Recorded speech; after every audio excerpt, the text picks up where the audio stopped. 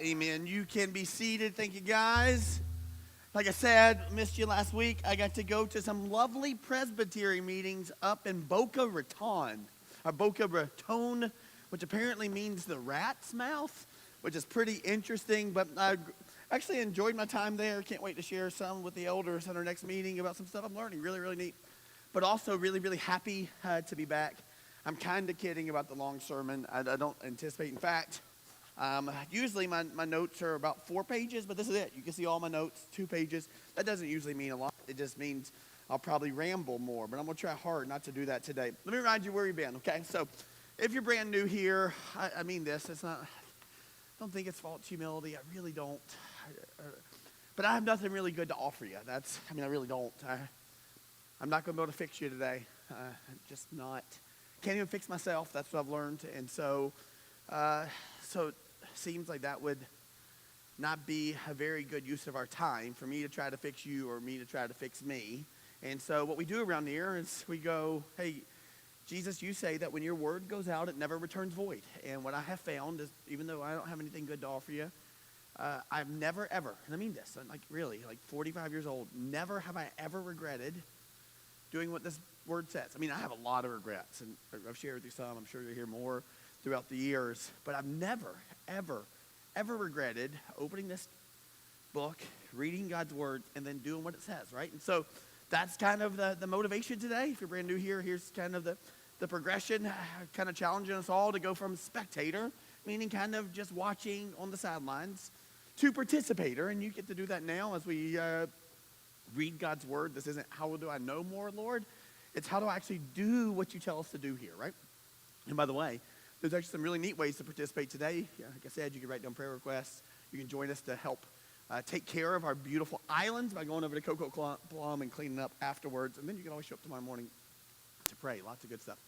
So, because I have nothing good personally to offer you, what I've been doing for the last now has been 16 months, 7 to 18 months. We've been working through the Gospel of Luke. So let me remind you real quick, if you've been with us and if you're new, quick understanding that Luke was a real person, not folklore, not myth, not legend, not make-believe. He was a doctor. The scriptures tell us that. First century writings tell us that. And he was a doctor turned investigative journalist, right? And what I mean by that is he was hired, best we can tell, had this benefactor named Theophilus, who Luke calls most excellent, which leads us to believe that probably Theophilus was a high-ranking Roman official who was regularly saying Caesar is Lord, while the people around him were saying Jesus is Lord, and then they were being killed for that statement, and then even at death, they would not renounce it. So you can imagine someone like Theophilus, I don't know for sure, that's saying it in the scriptures, is pretty curious about that. That every day, to keep his affluence and influence, he has to say some things that aren't true. And so, conjecture says he decided to hire a brilliant man who understood the scientific method, understood how to do research, who has a background in science and experiment, right? And so, best we can guess, he hires Luke, who spends years, for sure, if not a decade. And it tells us in the beginning of Luke that he went and sat with eyewitnesses, meaning Jesus' mom. That's pretty neat to me. Jesus' brothers, probably the shepherds and wise men, these first century disciples and followers, many will read about today. Probably Luke sat down and chatted with them, right? He also said he went and listened to local rabbis and pastors, and then he actually went and read all the written documents he could get a hold of, right? And so that would have been genealogies and deeds, and Matthew and Mark were 2 other writers of gospels or biographies about Jesus' life. He had read those as well, and then he tells us he put it all together in an orderly account. That means chronological, is essentially what it means, where he goes, step by step. And he says this, and he wrote these things for Theophilus, I'd argue also for us, so that we could have a certainty of the things that we've been taught. The reason for 16 months ago decided to start reading through this is 16 months ago our world seemed chaotic. Unfortunately, it hasn't gotten less chaotic. I don't anticipate it's going to get less chaotic.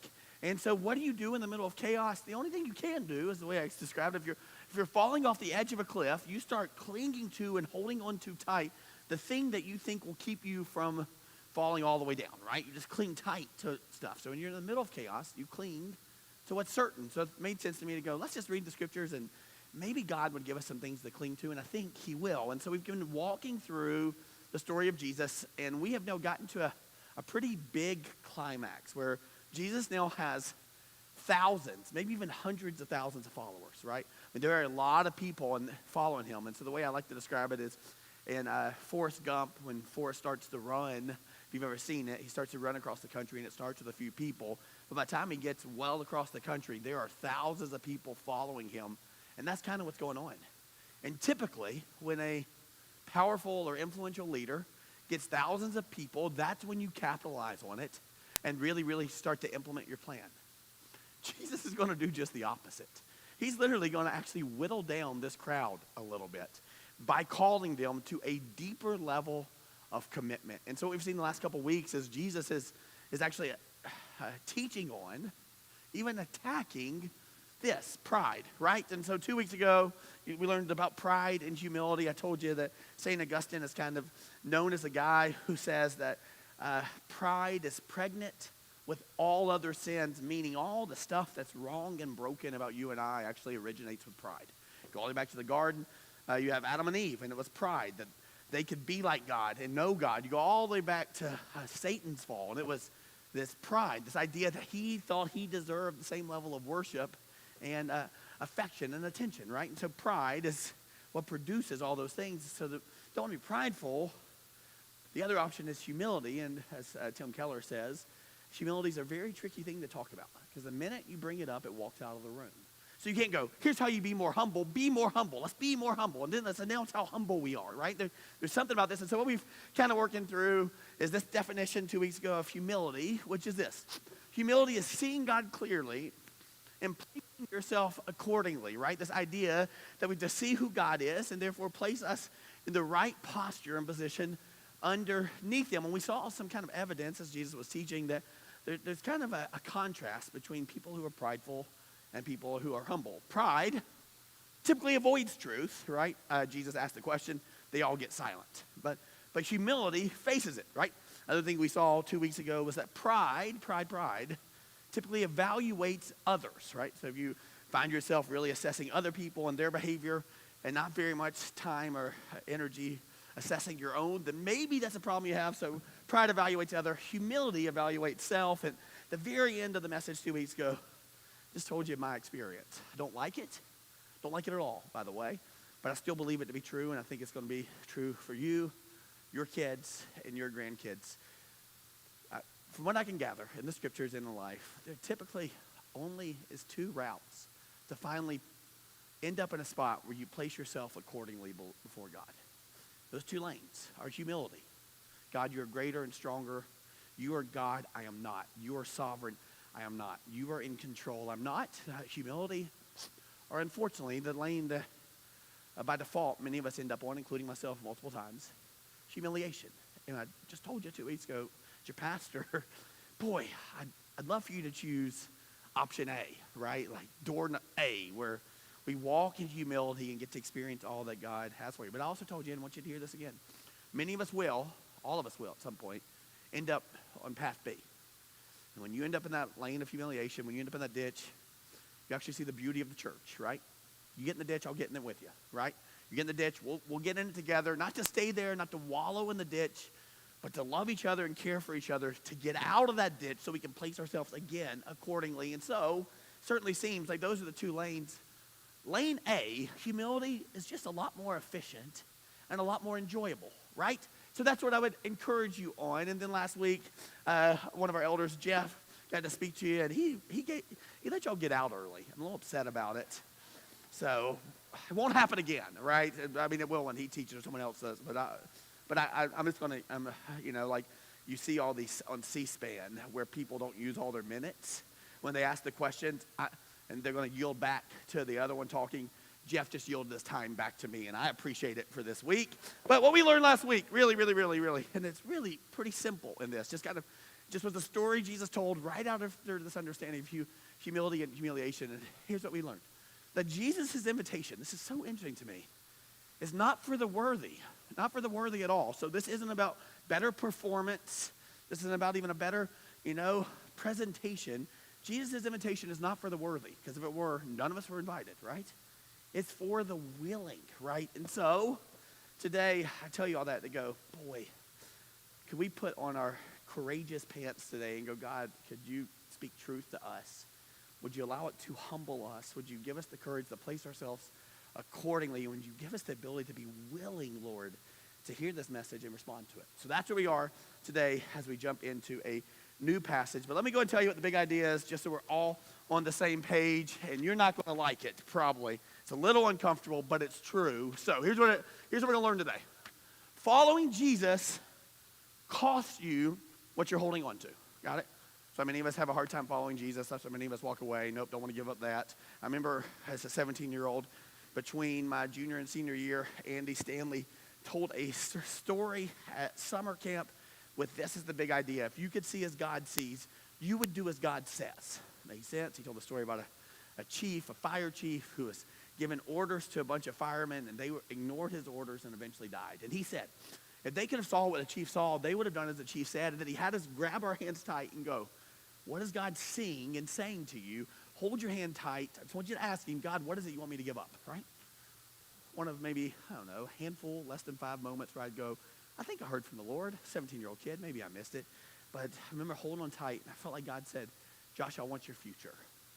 And I knew, unfortunately, what that meant, because my dad was a pastor, and that was the one thing I didn't want to be. I didn't want to part my hair, didn't want to wear a suit, I didn't want to pretend, didn't want to do any of those things. And I remember in that moment going, oh, okay, God, I'll open up my hands, but I don't like any of this, because what I understood that to mean was that I was letting go of my own dreams, my own hopes, my own desires to be famous or powerful or wealthy or whatever those things are. And I remember it was like I came out of that kind of moment at the end of the service. And, most people get the goosebumps and the high mountaintops at summer camp.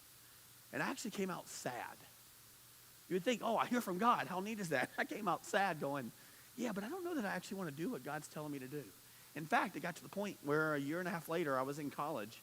And I was like, I don't think I want to do this, right? I kind of was arguing with God and going, you know what, I'll do this. And you know what, I'll work on this. And then I decided I'd go to law school, and then I'd be a politician. But hey, God, when I do all those things, I'll give you a nod and go, for God's glory. I remember arguing about it. I remember going to talk to a youth pastor and saying, I think God wants me to do this, and I don't want to. Do I have to do it? That was the question. His name was Marty Green, one of my youth pastors, just happened to show up at the church that he was at, and pulled him aside afterwards. And he said, oh, no, you don't have to do that. And I'm like, I love this guy. Thank you. High five, Marty, right? And he says, here's my experience. You can either do what God tells you to do, or you can end up flat on your face. And I was like, oh, I guess I'll take that challenge, right? And lo and behold, 2 years later, I was flat on my face, right? Flat on my face. And so this isn't God punishing me. This is me choosing my own path over God's. And so following Jesus costs you what you're holding on to. Maybe your own dreams, maybe your own desires, maybe your own wealth, maybe your own reputation, right? But this is why this is so important. Not following Jesus costs you what you were made for. Got it? Not, following Jesus, yes, it's going to cost you something. It's going to cost you your time, your energy, all those things. Your pride, it's going to cost you all those things. But not following Jesus is what I'm learning, which you'll see in the scriptures, actually cost you what you were made for. Much more important. And so here's what you have to decide today, okay? Do you want control? Keep this up here. Sorry, guys. Yeah. There we go. It's okay. I got a backup plan for this. There we go. Do you want control, or do you want to live the life you're made for? All of us. I'm a Christian. Doesn't matter if you're a Christian in the room. That's the decision you get to make today. Do you want to be in control, or do you want to live the life you're made for? Now, I'm going to guess. You're probably going, oh, I want to live the life I'm made for, right? And that's a good option. And let me just offer you one other thing. Only one of those two options is actually available. And so the hard truth of this is, even if you want control, you don't really get to be in control, right? What we're going to see today is that control is actually an illusion. I was thinking about this and thinking about, I think it was 2004. So that's 22 years ago, when other schools outside the SEC and Big Ten used to actually be able to compete in college football. And USC that year, Pete Carroll was the coach, Reggie Bush was the quarterback. I think it was Matt Leinart Reggie Bush was the running back. I think Matt Leinart was the quarterback. And they went on an amazing run, like crushed everybody, had a great team. University of Southern California, and they won the national championship, right? Put all the work, all the energy, all the finances into it. And they were in control, and they were known as kind of a dynasty. 6 months later, maybe a year later, every single one of those wins were vacated. And their trophies, Heisman Trophy, national championship, all got taken away from them. All that work, all that effort, all that energy for nothing. Then in 2013, something similar happened. The Louisville Cardinals, University of Louisville, Rick Pitino was the head coach then. They had an incredible year in basketball, ran through the March Madness, ran through the Final Four, and they cut down the nets, and they hung the banners, right? National championships. National championship. And then a couple years later, after all the stuff that came out about how they were spending money and how they were doing recruits, the banners came down, the rings were taken back, and the national championship was taken away, right? Even those folks who thought they were fully in control, doing all the stuff they wanted, actually ended up in a place where the very thing they wanted was the very thing that was ripped away from them, right? And so I say all this to go, I actually think control is an illusion. And what I'm so deeply afraid of for me, for my kids, my family, for us, is that we spend all of our energy and all of our time trying to achieve something that at the end of the day isn't even real or isn't even worth it or isn't even possible. So the question goes back to, do you want control because you'll never get it? Or do you want to live the life you're made for? If you're interested in that, then we've got a good passage for you. And so Jesus just continues. This is right after he taught on this great banquet feast. It showed it's not really for the worthy. No one was worthy. It's for the willing, those who actually showed up and received it. And then he continues. And that's what he says next in Luke chapter 14, beginning in verse 25. Here's what it says.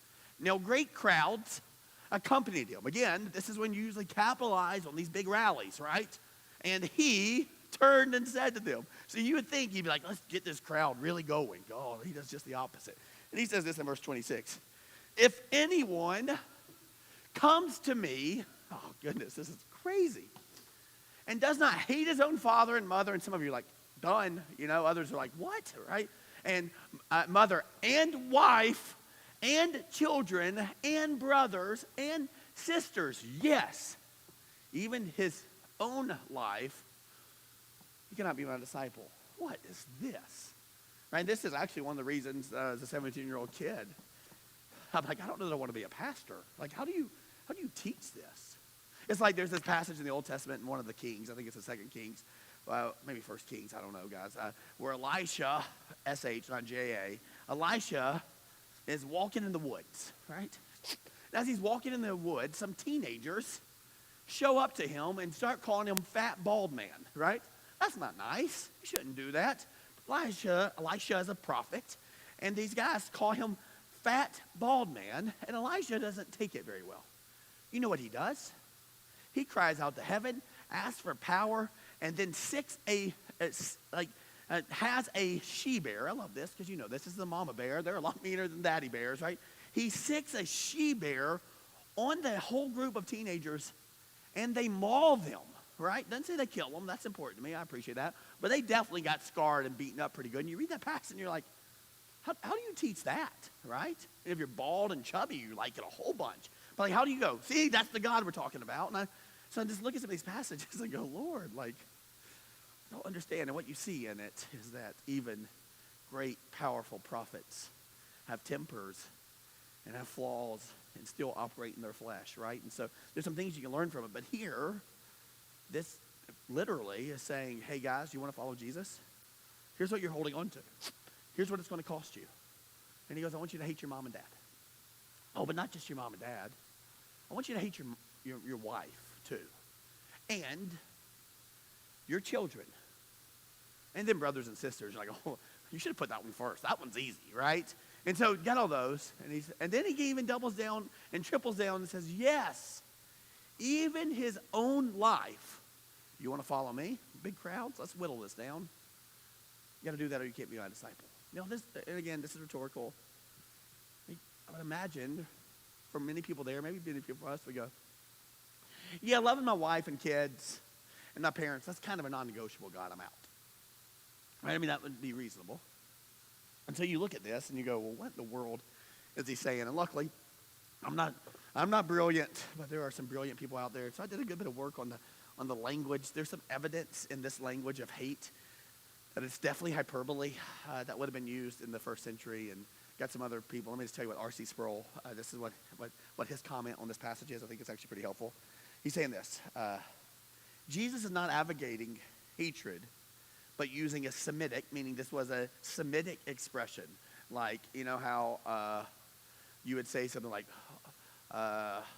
someone would be talking about, like I hear it a lot with my middle schoolers, they'll be talking about a boy or girl and they'll go, oh man, they're so hot. And I'll go, oh gosh, let's get some ice, right? That's not good for them. They're going to have a heat stroke. And they're like, Mr. Roberts, that's not what it means. You know what I'm saying? Like, they're not actually hot. They're not like that.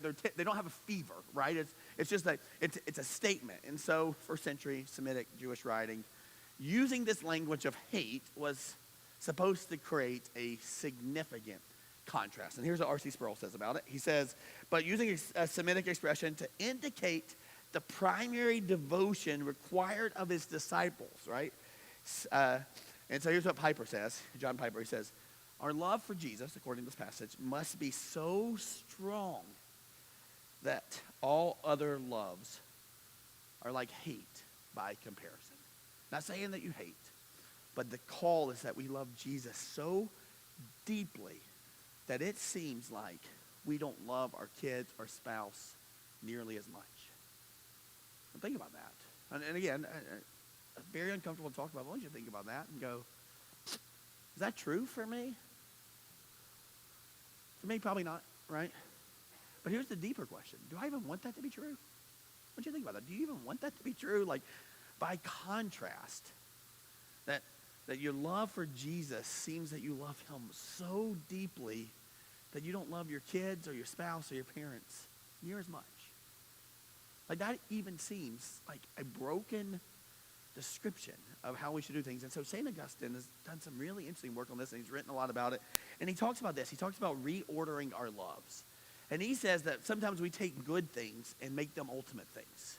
And here's the deal. Your parents, they can't save you. They can't fix you. They can't restore you. They can't redeem you. Your spouse can't save you. Can't fix you. Can't restore you. Can't restore you. Can't redeem you. Your kids can't fix you. In fact, what they do is they reveal how broken you are, right? Can't save you. Can't fix you. Can't restore you. And so what Jesus is saying here is you are looking for a solution from someone who cannot give it to you. Now imagine that. When you love your spouse so much, and you love your kids so much, and you think somehow they will make you whole, you know, that whole Jerry Maguire thing, shh, you complete me. Do you know what kind of pressure that is? I always tell a story. Every time I think about it, you should be familiar with Jerry Maguire and that. So Jerry Maguire is, you know, it's Tom Cruise, and he basically leaves his, you know, sporting agency to start his own, and he basically puts all of his hope into one athlete, right? There's clever lines like "show me the money," all that kind of stuff. But one of the people, Jerry Maguire's assistant, who is played by Renee Zellweger, decides to leave the company and go with him, right? And then they fall in love and all these kind of things. But then Jerry mistreats her, all sorts of stuff. And then there's this moment she's sitting with a bunch of women at some kind of, I don't know, baby shower or something, or a movie night. Maybe they're doing their nails. I don't know. And Jerry shows up and knocks on the door, and he's there. And he's like, I'm so sorry, I lost it all. And he goes on this kind of soliloquy where he's saying all these things. And Renee goes, shh, shh, shh, shh, shh. And she goes, you had me at hello. And then Kenny Chesney writes a song about it. But he says, you complete me. And I loved showing that clip. It's not that big of a deal anymore, but 20 years ago when I first got in student ministry, it was. So I'd show the clip. I'm like, isn't that so romantic and beautiful? They complete each other. Then I go, have any of you seen Jerry Maguire 2? And of course, kids lie. So they're like, yeah, I've seen it. And it's like, there's not one. And I go on this, and I'll go, yeah, Jerry Maguire 2 is so crazy, right? And in Jerry Maguire 2, what happens is they get married, right? First comes love, then comes marriage, then comes baby and a baby carriage. But after the love and the marriage, they go on this beautiful honeymoon, right? To Tahiti, right? You know, Tahiti, the place where they have the little cabins in the water, and I don't think they have grass in their water, right? So it's like sand everywhere. And I was like, and they're there, and they're loving life, and Jerry's been working on his abs, so he has abs, and, you know, Renee has her beach body ready, and life is just perfect. They love each other. They're spending time with each other. They're feeding each other chocolate-covered strawberries, all these things, right? And they're like, it is perfect. They complete each other. They found it. And then I go, and then they decided to go snorkeling, because that's what you do when you're on a honeymoon. So they went snorkeling, and they're swimming amongst the fishes. So here they are, beautiful, no clouds in the sky, beautiful day. They're swimming, and, Jerry's like flopping on his back, and they're so happy, and they're tickling each other, and it's so cute, and it's what you all long for. And then all of a sudden, as they're snorkeling, they hear this noise, and maybe you'll recognize it. Donna, right? Donna. And, 20 years ago, people recognized that noise, which honestly is pretty dang impressive that a couple notes can have such a significant impact, right? I mean, it's just pretty neat in that, right? And so then I explain what happened. They're like, oh, no, it's a shark. And Jerry's like, I'll save you, Renee. And he stands in the way, but it's a big, great white shark. And they're trying to swim away from it. And as they do, the shark comes and bites Jerry's whole lower half off, right? Again, to students. So all that's left is Jerry's torso.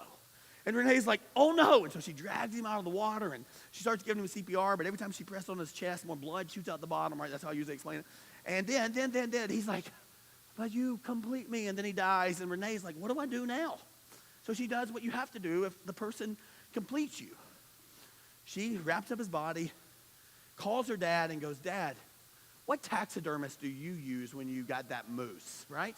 Yeah. This is how ridiculous it is. So then she takes it to the taxidermist, and she has him stuffed, but she says he completes me, so she can't just sit him on a mantle. So instead, she puts backpack straps on him and carries him everywhere he goes, right? You see, like, just the ridiculousness of it. Usually the kids find it funny, and it's like, but this idea that the power and the pressure of one human having to complete another human, right? You see it, like, it's just, at face value, it's absurd, because that means if you're single, you'll never be complete. It means if you're widowed, there's no hope left, right? And so this passage that Jesus is saying, he's not trying to be mean. He's not trying to be offensive. He's going, you can't put your hope in something that cannot save you. And even if it could, can't forgive you for all eternity, right? And so there's this passage. When you see it, it's actually Jesus being very kind and gracious, going, hey, you got to reorder your loves. Yes, you can love your spouse. Yes, you got to love your kids. Yes, you got to love your mom and dad and your brothers and sisters. But it has to be such a distinguishing factor between where you put your hope and your affection and your worship. It's got to go here and not here, right? And so here's the real question that St. Augustine in some ways asked. Are you willing, here we go, are you willing to reorder your loves so that everyone in your life actually benefits? This passage isn't saying you better hate your parents. It's saying there's a pressure your parents feel that they can't complete you and save you. Not hate your spouse, but your hope cannot be found in your spouse. You don't hate your kids, but your kids are not your Savior. And even if you don't do that with any of those things, you know who else can't be your Savior? Yes, even his own life. So at first glance, this seems really offensive. But when you really look into it, this is really, really gracious.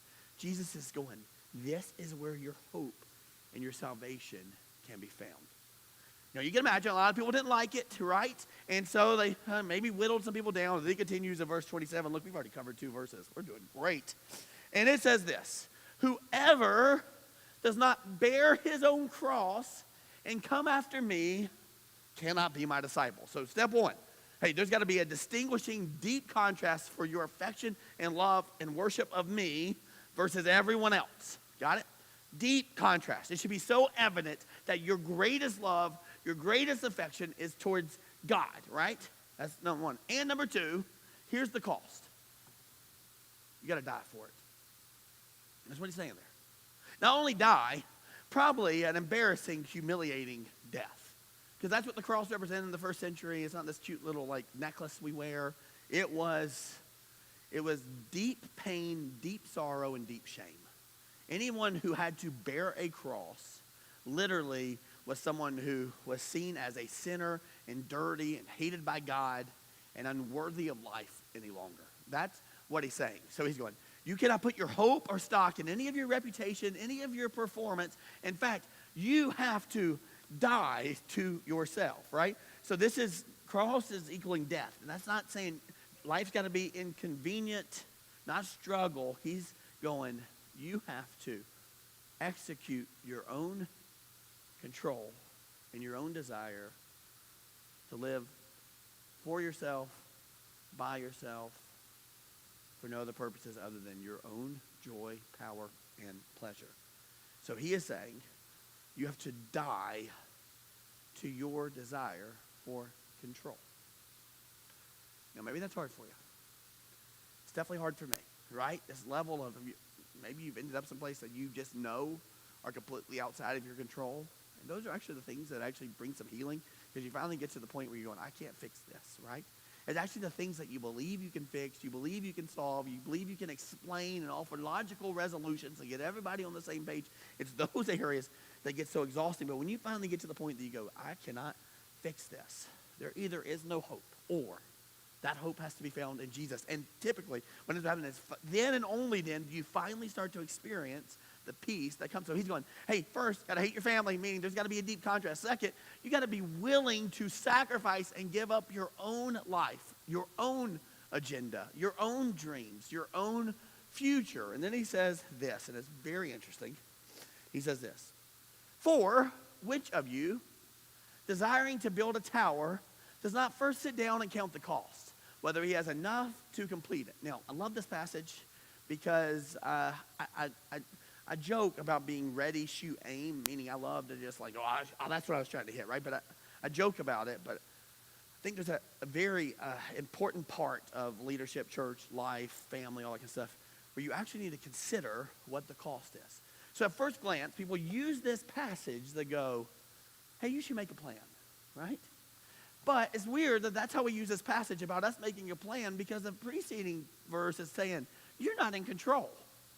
So how can you make a plan if you're not in control, right? It kind of gets confusing of, okay, does this mean God wants us to stop and pause and go through all the, the details and work out all the whats and ifs and buts and come up with backup plans for all the possible failures? Is that what it is? And it's like, well, that seems to really contrast between the verse before, where what Jesus is saying is what you really have to give up is your desire for control. So how can you give up your desire for control, but then try to control the plan?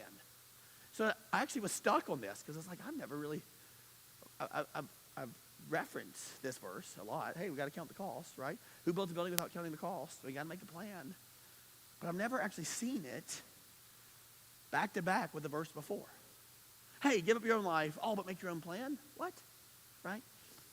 And so as you look at the whole thing, what Jesus just said, what just happened with him talking about take up your own cross, and now this, it certainly seems like the question he's asking, and I'll let you think about this, I could be wrong, but it certainly seems like the question he's asking is this: have you considered what it will cost you to not follow Jesus fully? That, I think, is the question he's asking. Not like, hey, you're going to build a new church building. Have you come up with a budget? Hey, you're going to start this new ministry. Have you figured out all the volunteers and who they're going to be? And have you done all the background checks, right? Again, all important stuff. But I don't think this is about some strategic planning on the part of the church or the Christian. I think what he's saying is, look, you got to love me more than you love everyone else. You got to give up your own life. And you're probably going, I can't do that. I can't give you all my affection and attention. I don't have the capacity for that. And then I also can't take up my cross, Jesus. And so because of the preceding verses, it seems like what he's suggesting is, okay, how about this then? How about you think about what it would cost you not to do those things? Like, have you actually thought about that? Have you considered what it will cost you to actually not follow Jesus fully? Who builds a building? Who goes after this plan and hasn't first considered, what happens if I don't do that? What happens if you go, no, I don't believe this, and I just will put all my focus, all my attention, all my allegiance, all my affection towards my kids? Well, then what will happen is you'll be an empty nester, and you'll go through a great period of depression.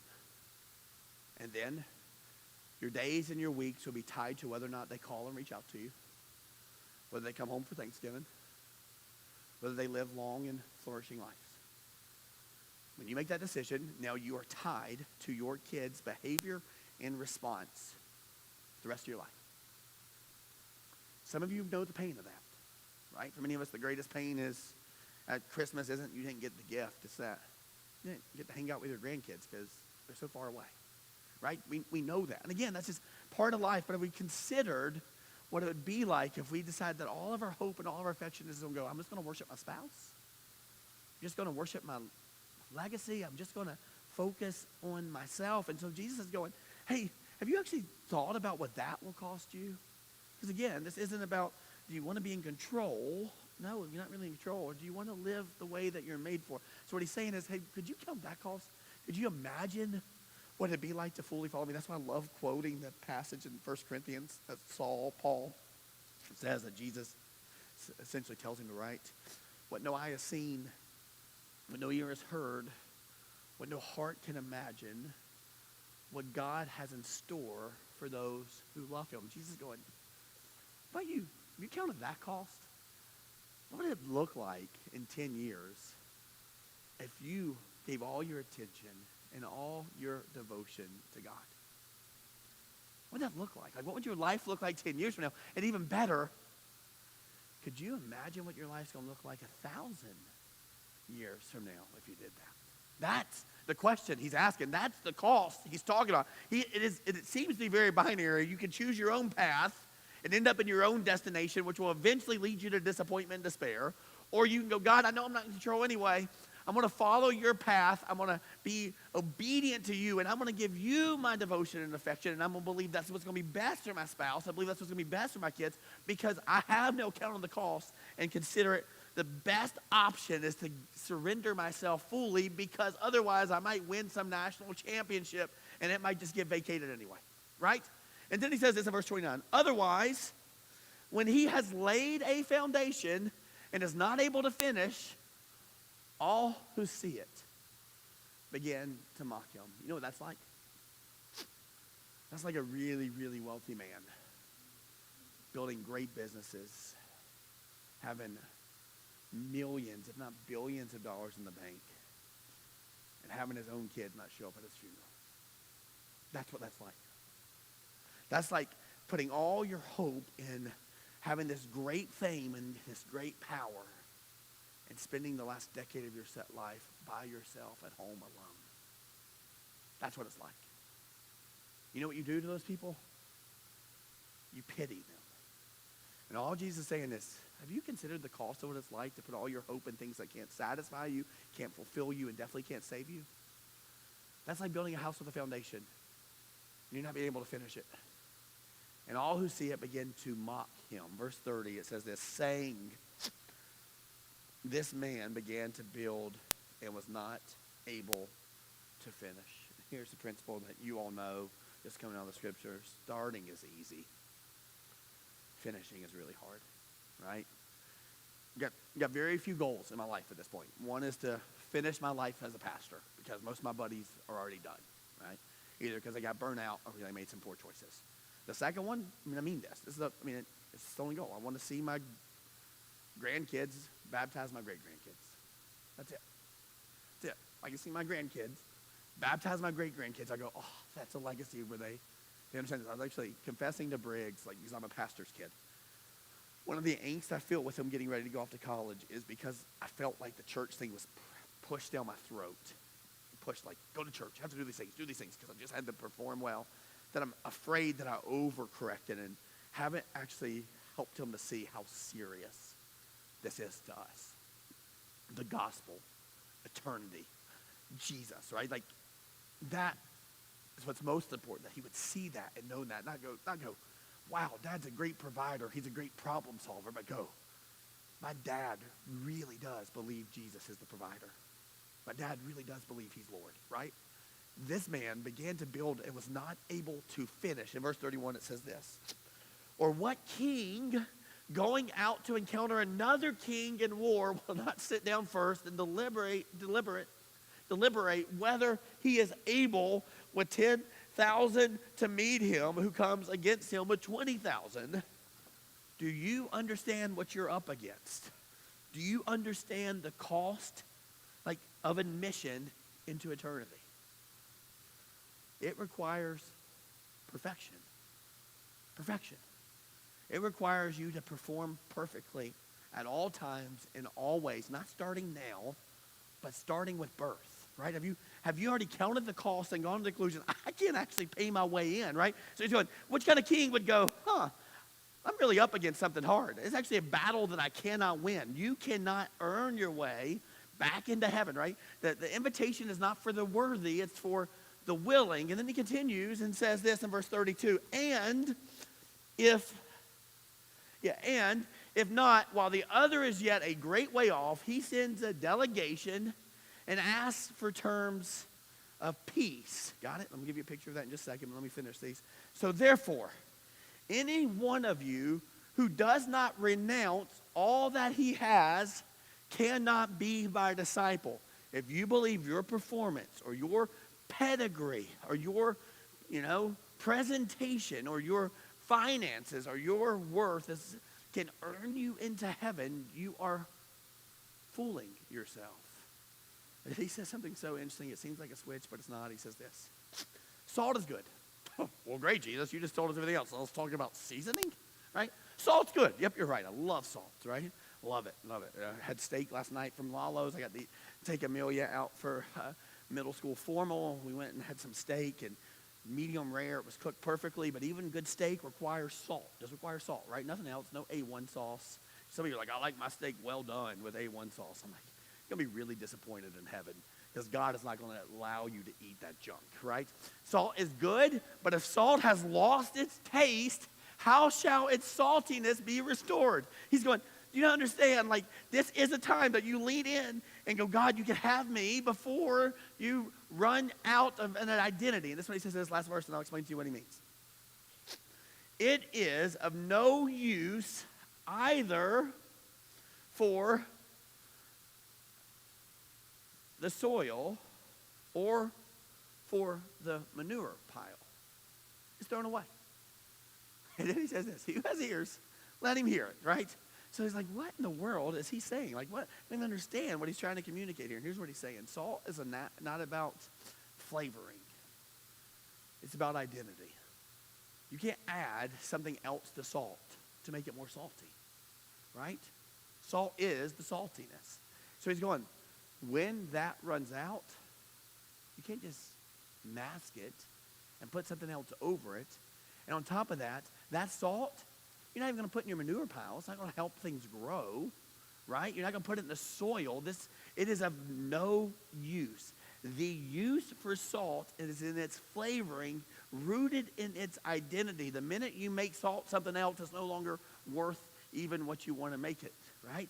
Salt is salt until it's no longer salt. And what he's saying is, hey guys, hardwired in you is a desire to be known and loved by God for all eternity. That's hardwired in you. Deep in you is its desire for that thing that Jerry Maguire said to Renee Zellweger, to complete you. And you have looked for spouses, you've looked for houses, you look for jobs, you've looked for investments, you've looked for kids, you've looked for all sorts of things to finally complete you. And Jesus is going, the only thing hardwired to complete you and your identity is me. And you're looking for all these other things, and at some point, you're going to lose that identity by being so distracted by all the other things that you think can complete you. And so when Jesus says that we have to take up our cross, that we have to renounce our own desire, here's what he's really saying. He's saying, you have to release claim. To release claim. To release claim. I guess that's the only one that we need to see today. Release claim. And the best way I can describe that, I don't know, I like negotiator movies, mainly because when I was my first job when I was 18, I got to work for Videorama, and that's such a good name. I finally finished basketball for my senior year, so I had like about a 3-month break before I went off to college, and so I finally was able to get a job, and I showed up at this place, Videorama. they were really busy, and because people weren't kind and didn't rewind, and so they're really busy. And she literally helped me, like literally, I started working in that moment. Her name was Rita, and literally all I was doing was putting all these VHS tapes into the rewinders, right? And some of you are like, I have no idea what that is. Yeah, it's so crazy.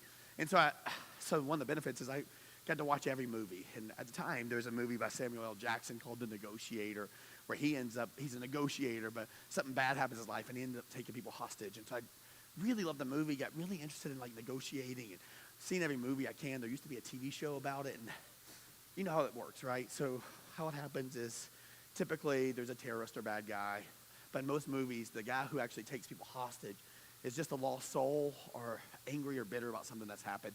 And so he basically like holds everybody hostage. Typically in the beginning of the movie, they pretend to kill someone if they're decent people. Then they put them in a closet to show that they're actually capable of killing. You know how that works, right? And then, or maybe they are really that bad and they kill people. And then what happens is they make these demands, right? They make these demands. Give me the helicopter, give me the money, whatever the stuff is, right? Helicopter on the roof, $5 million in the bank. And then there's like these demands. And then they go back and forth to the negotiator. But typically, somewhere through the process, maybe it's minutes, maybe it's hours, maybe it's days, the person who is holding the people hostage starts to come to some conclusions that this might not end well. I'm talking about, like, it might not end well. And they're like, uh-oh, the helicopter's not coming. There is no solution. I mean, I can kill more people, or I can kill people, but there is not a good option for me to get out of here without there being real punishment, right? And then you got the snipers on the roof, and they're all ready.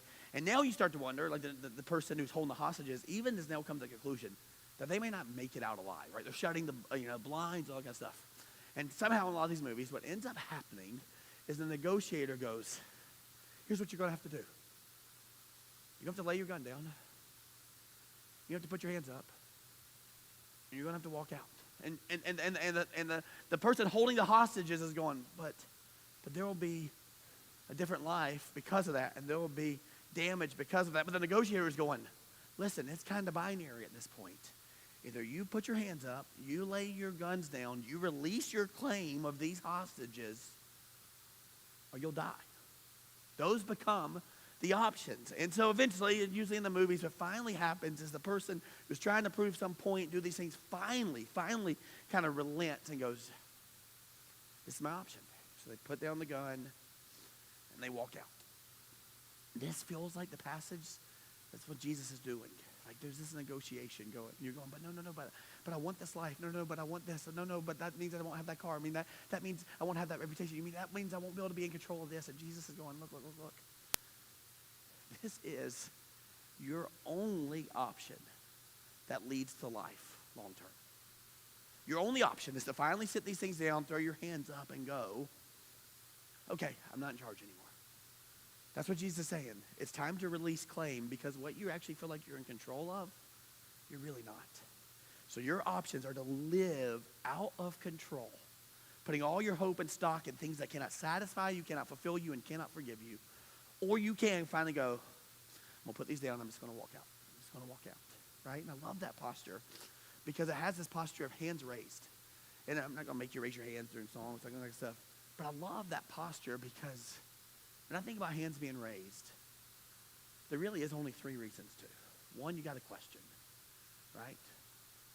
And God's going, you can ask the questions, but direct them at me. I'm the only one who can answer them. So maybe you have a question. Or maybe it is finally just surrendering. Or my favorite thing, when I'd come home from work when the kids were little, I'd come to the door, and you know what the kid would do? The kids, they would run up, and they just hold their hands straight up like this, right? They just hold it up straight like this. And the reason they do that is that was their way of saying, Dad, I just want you to pick me up and hold me, right?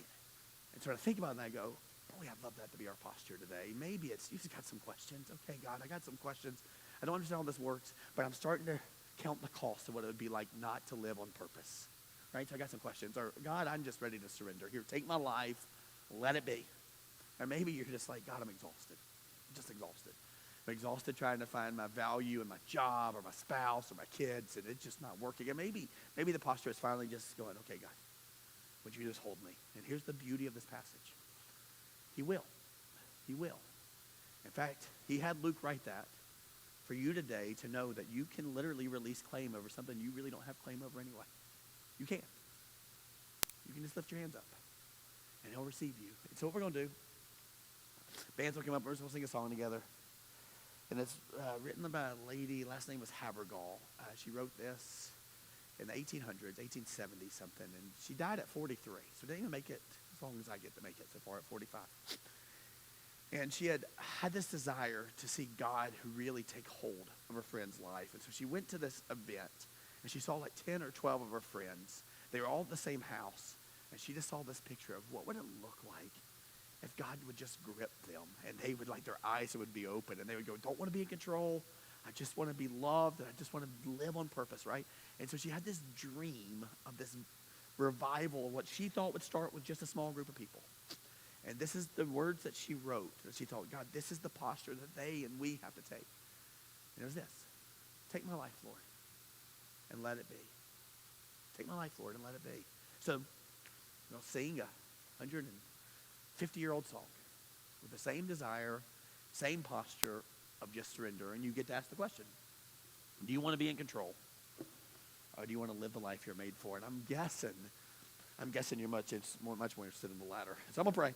We're going to sing, and then we're going to go participate in making our islands look a little bit more like heaven. So Jesus, love that.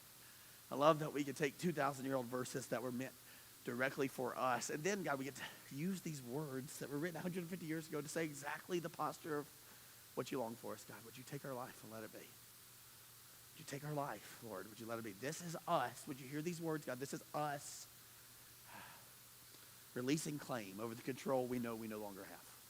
God, we are not in control. You are. We cannot save ourselves. You can. We cannot forgive ourselves. You've already forgiven us. We cannot fulfill ourselves, but you desire to.